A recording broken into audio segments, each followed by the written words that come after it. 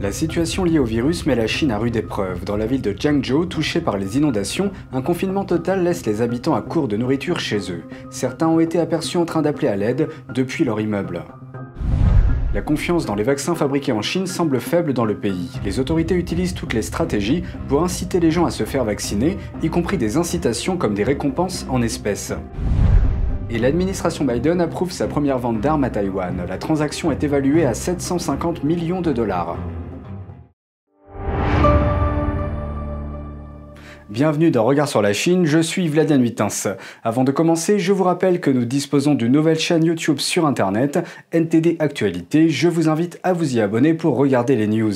Le variant Delta du virus du Parti communiste chinois, ou coronavirus, a entraîné de nouvelles restrictions en France, comme dans d'autres pays du monde. Il met également la Chine au défi. Et Pékin répond avec la même stratégie que l'année dernière, isoler les villes, mettre les quartiers sous haute surveillance.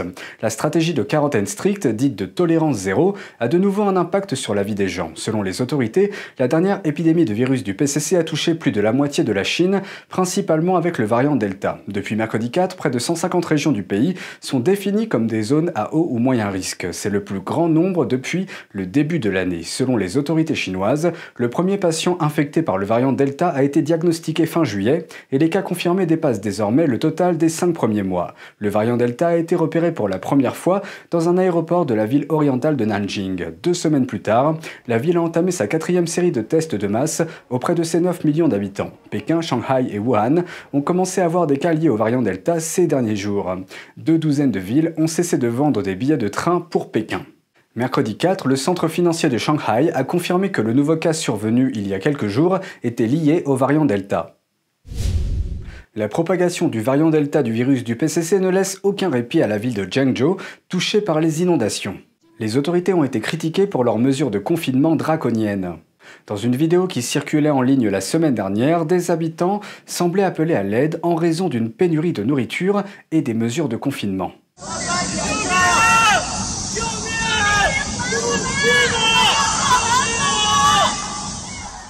Un interne explique en ligne que la sortie du bâtiment montrée dans la vidéo était bloquée et que les coursiers ne pouvaient pas livrer. De nombreux résidents manquaient de nourriture dans leur maison. Mais mercredi 4, les autorités locales ont déclaré que la vidéo n'était pas réelle. Un responsable a déclaré qu'il n'avait pas dormi pendant 5 jours d'affilée, travaillant pour aider les résidents, et d'autres responsables ont affirmé que la vidéo n'était qu'une rumeur. Mais cette rhétorique a suscité des réactions négatives en ligne. Certains internautes chinois ont écrit sur les réseaux sociaux « Il y a la vidéo comme preuve, ce n'est clairement pas une rumeur ». Un autre a écrit « 5 jours sans dormir, je ne le crois pas. Ces fonctionnaires devraient réfléchir à ce qu'ils ont fait pour le peuple, des inondations à l'épidémie ». Alors que la ville de Jiangzhou se remet des graves inondations d'il y a quelques semaines, les fonctionnaires de la ville ont ordonné samedi de tester massivement les 10 millions d'habitants pour dépister le Covid. Certaines personnes en Chine disent qu'elles n'ont aucune confiance dans les vaccins fabriqués localement. Mais les autorités tentent par tous les moyens de faire vacciner les gens, y compris avec de l'argent en récompense. Une vidéo circule largement en ligne. Elle semble montrer qu'après qu'un résident chinois a pris le vaccin fabriqué en Chine, une grande partie de sa peau est devenue noire. Il a décrit le développement de la décoloration. It started to go dark here on the 3rd day after my vaccination. The 4th day, the 5th day. The 6th day, on the 5th day after the vaccination, it turned into this. Is anybody else like this? Look, it's really horrible. Madame Huang, habitante de Shanghai, a révélé les problèmes que son amie a rencontrés après avoir pris le vaccin fabriqué en Chine. A friend of mine suffered serious side effects. After the first dose, the doctor advised him not to get the second. His body and feet are inflamed, rotting, and filled with pus. He went to the local government for help, but they told him, "You took the vaccine at your own risk." Les autorités chinoises ont essayé de vacciner les gens en Chine. Certaines autorités locales obligent les gens à se faire vacciner. Les habitants non vaccinés ne sont pas autorisés à se rendre au travail ou dans les épiceries et autres lieux publics. Parallèlement, les autorités de certaines provinces et villes offrent des avantages pour inciter les gens à se faire vacciner. Certaines régions ont même accordé des subventions en espèces. Les autorités d'un village de la province du Zhejiang, dans l'est de la Chine, offrent une subvention d'environ 67 € pour chaque personne qui se fait vacciner. The village chief offers the money to people of Baoyi village who have registered permanent residence here. La mégapole de Shanghai offre également des subventions à ses habitants. Un village du district de Baoshan a offert une subvention d'environ 42 € et un baril de pétrole aux personnes qui se faisaient complètement vacciner. Les subventions à la vaccination varient selon les districts de Shanghai. Some received a barrel of oil, some got other things, and some got lottery tickets.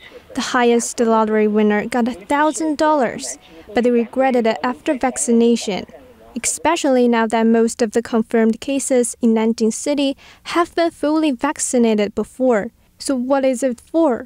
Selon elle, les données des essais cliniques de phase 3 des vaccins fabriqués en Chine ne sont pas encore complètes et personne ne veut être un rat de laboratoire. Cependant, certains internautes ont mis en ligne un avis d'urgence émis par les écoles d'un comté de la province du Jiangxi. Il indique que, de mardi à dimanche prochain, les élèves des écoles secondaires âgés de 15 à 17 ans doivent être vaccinés et que personne ne doit être laissé de côté. La première journaliste emprisonnée pour avoir dénoncé la dissimulation du virus à Pékin fait une grève de la faim. Selon la maire de Jiangjan, depuis sa grève de la faim, Zhang a perdu beaucoup de poids et ne pèse plus que 40 kilos. En plus de la malnutrition, les jambes et les pieds de Zhang sont également très enflés. En décembre dernier, Zhang a été condamné à 4 ans de prison pour avoir, selon les termes du tribunal chinois, provoqué des querelles et des troubles. Au début de l'année dernière, Zhang a partagé des vidéos en ligne sur ce qui se passait à Wuhan, point zéro de la pandémie du virus du PCC. Ces témoignages de première main sur les hôpitaux bondés et les rues vides, associés à des interviews locales, ont dressé un tableau désastreux de la ville. Ce type de couverture ne pouvait pas être vu dans les médias d'État chinois. Elle a été arrêtée par la police en mai de l'année dernière. Les autorités l'ont accusée de provoquer des troubles. Il s'agit d'une accusation souvent utilisée contre ceux qui perturbent le discours du régime communiste, notamment contre les militants des droits de l'homme et les journalistes chinois. Zhang est l'un des nombreux journalistes citoyens qui ont eu des problèmes pour avoir fait un reportage sur Wuhan. La Chine a été critiquée pour sa gestion de la pandémie, Pékin étant accusé de ne pas avoir averti le monde de la gravité de la situation et de ne pas avoir suspendu ses vols internationaux suffisamment tôt. L'administration Biden montre qu'elle s'engage en faveur de l'autodéfense de Taïwan contre la Chine. Mercredi dernier, le département d'État a approuvé sa première vente d'armes à Taïwan. La transaction est évaluée à 750 millions de dollars. L'achat approuvé comprend 40 obusiers autopropulsés. Il s'agit d'unités d'artillerie autopropulsées. Ces obusiers pourraient être utilisés pour défendre Taïwan contre une invasion chinoise. Selon le département d'État, la vente contribuera à améliorer la sécurité du bénéficiaire et à maintenir la stabilité politique et l'équilibre militaire dans la région. Il ajoute que la transaction sert également les intérêts nationaux, économiques et sécuritaires des États-Unis. Le ministère taïwanais des Affaires étrangères a salué cette décision, affirmant qu'elle démontrait l'engagement des États-Unis envers Taïwan. Le Parti communiste chinois a condamné la vente. Jeudi dernier, le ministère chinois des Affaires étrangères a déclaré que cette action mettait en péril les relations sino-américaines et qu'elle était contraire au droit international. Il a également déclaré que la Chine prendrait des contre-mesures. Ce n'est pas la première fois que la Chine met en garde l'administration Biden contre les ventes d'armes à Taïwan. Plus tôt cette année, Pékin a demandé à l'administration d'annuler le soutien de l'ancien président Trump à Taïwan, qu'il a qualifié de pratique dangereuse. L'année dernière, Trump a approuvé une vente d'armes d'une valeur de 1,8 milliard de dollars à l'île démocratique. Le président américain Joe Biden a offert jeudi dernier un refuge temporaire aux résidents de Hong Kong aux États-Unis. Cela permet à des milliers de personnes de prolonger leur séjour jusqu'à 1 an et demi. Dans un mémo, Biden a déclaré: au cours de l'année dernière, la République populaire de Chine a poursuivi son assaut contre l'autonomie de Hong Kong, sapant les derniers processus et institutions démocratiques, imposant des limites à la liberté académique et réprimant la liberté de la presse. Biden a ajouté: offrir un refuge aux résidents de Hong Kong qui ont été privés de leur liberté qui était garantie à Hong Kong sert les intérêts des États-Unis dans la région. Les États-Unis ne faibliront pas dans leur soutien à la population de Hong Kong. Un haut fonctionnaire de l'administration a souligné que la grande majorité des résidents de Hong Kong, qui se trouvent actuellement aux États-Unis, peuvent bénéficier de ce programme. Hong Kong est une ancienne colonie britannique qui est repassée sous le contrôle de Pékin en 1997. À l'époque, Pékin avait promis de ne pas modifier les systèmes économiques et politiques de la ville pendant 50 ans, jusqu'en 2047. Et c'est tout pour aujourd'hui, merci d'avoir suivi Regard sur la Chine, on se retrouve demain pour une nouvelle émission, prenez soin de vous et à bientôt.